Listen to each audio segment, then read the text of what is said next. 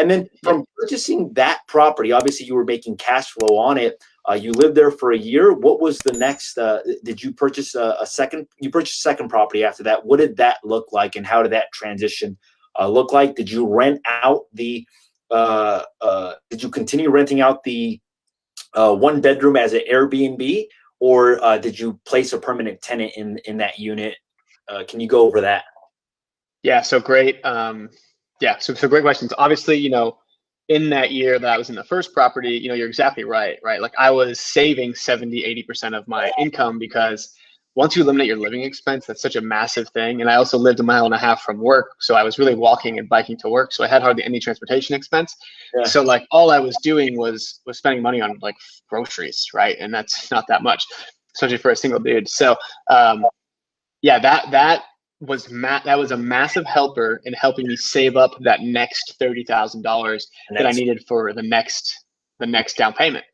And so on the second one, I learned about this rent by the room strategy, which was, okay, I buy like a larger house, a 5-bedroom, 2-bathroom house, a little outside of the city. So I'm like 6 or 7 miles from Denver. Mm-hmm. I live in one room. Now I get my own bed and my own window and my own door and all these 4 walls and things that you may take for granted. And I live in that place and rent out the other rooms. Uh-huh. And so there, I bought that place for $343,000. The mortgage payment was, oddly enough, the exact same. It was like $2,000 a month, and that was mostly because interest rates were higher, but the purchase price was lower, so it kind of evened out. And at that time, I was renting out each room for about $700. How many bedrooms again? It was 5 bedrooms. Okay. And so there was a master too that I actually rented out for, I think, like $900. But just for like ease of calculation, let's just say they were each $700. So I was getting $2,800 because I was occupying one bedroom myself. So $2,800 in rent over a $2,000 mortgage. So I was making $800 a month and living for free in that room.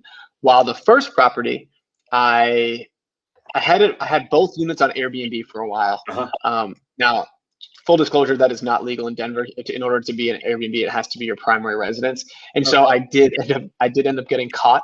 The consequence was a slap on the wrist. So I took the slap on the wrist and I converted it to a permanent up-down.